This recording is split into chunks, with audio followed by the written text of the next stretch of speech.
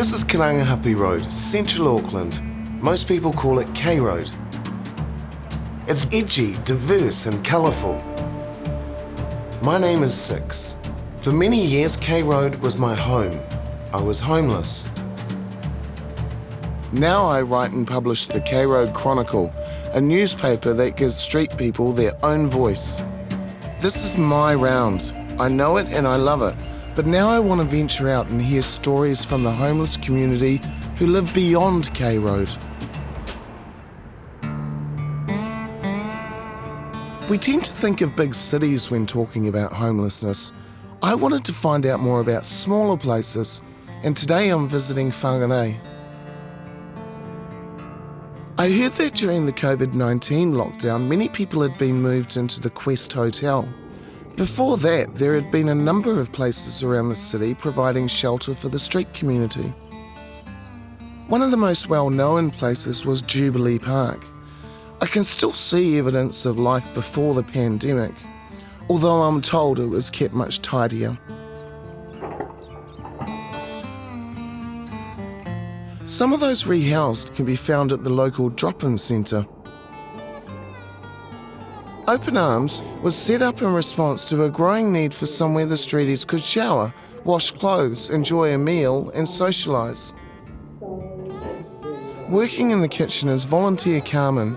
Carmen was one of the people living at Jubilee Park before being rehoused.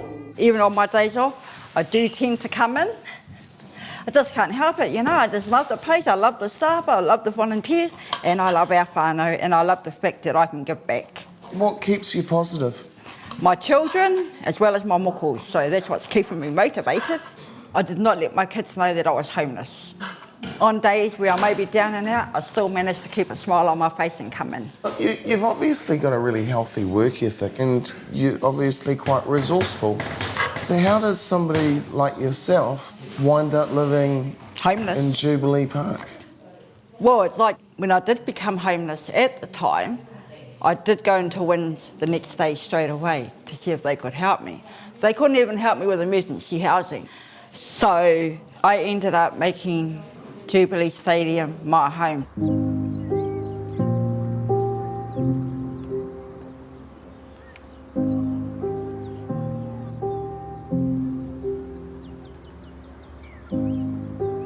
Carmen's part of a team that keeps a busy Open Arms running smoothly.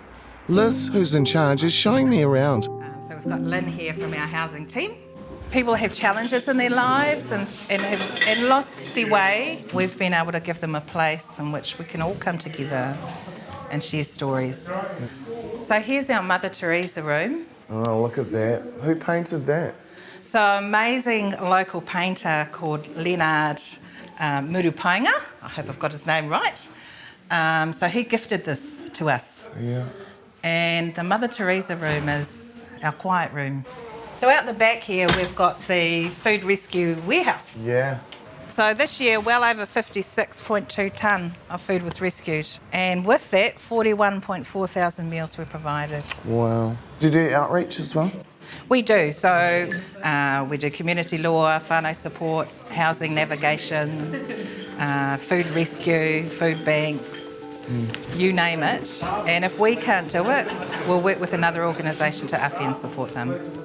Food rescue is a symbiotic solution to unwanted food, which is collected by volunteers for distribution to those in need.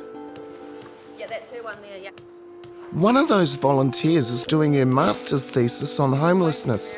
Hey ladies. This is Kim, who found herself getting very involved in her subject. I've been working on these relationships for so long that I actually often forget that I'm doing research. I'm just having a talk with my mates, and that's why I enjoy it so much. What I've noticed through being involved with this series is that there's very much a definite yearning for a sense of community. How important do you think that is? I think it's huge. I think like this for me is a small community, the Open Arms, and it's just amazing if you can see how people help each other.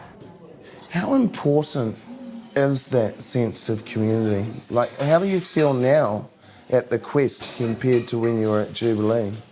Being at Jubilee, meeting, you know, some of the whānau down there or the whānau that comes and visits and stuff, we become we've become quite close, you know, and our journey and our stories are all different. And it's like, but yet we can all connect together. One of those connecting people was Lofty. Lofty, a larger-than-life character, had also been living at Jubilee Park. I met her during my research trip to Whangārei when she showed us around. Donated food, our storeroom, and that's open arms storeroom. Sadly, Lofty died before we could get back to film. She left a big void in the community. I miss her. You know, she helped me out heaps, you know, we helped each other, and yeah, no, she played a big role. Carmen met Lofty at Open Arms. The centre is a valuable hub for the local community. Open Arms, they're providers for homeless people in Northland that are homeless right now. But they also have the solution. We believe they have a solution.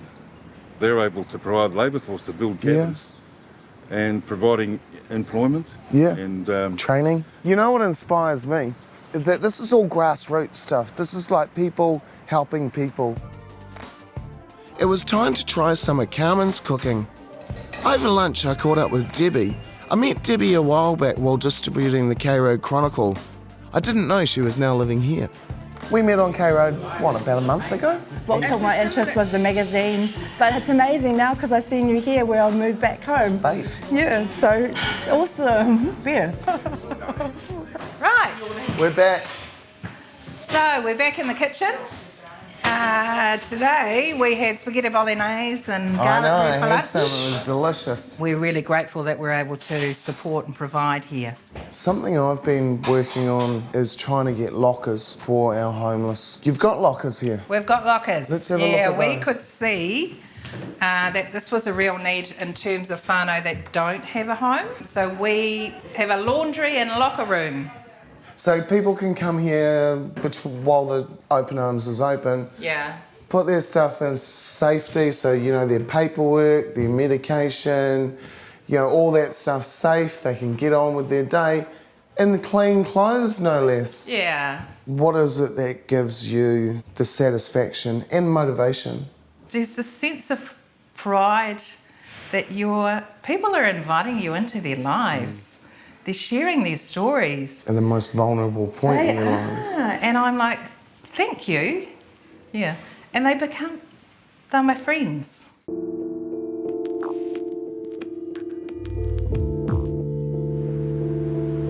How do you feel coming back here?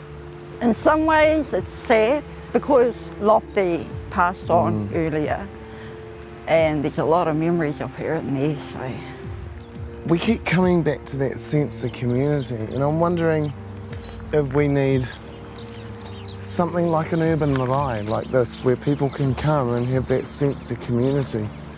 People in authority don't really fully understand the cultural aspects of Māori.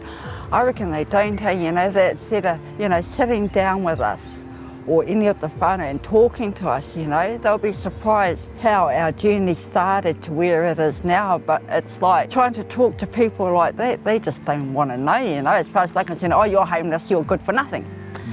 You know, just give us a chance. So we got these outbuildings over here as well, and so there were people sleeping. Yes, over there here? was. There was people sleeping in their tents just over there. In tents. Yep, and there was 2 people sleeping in there with school boarders. Yeah. And we had a couple staying in the shed part. Would you come back here? I would. To be honest, I would.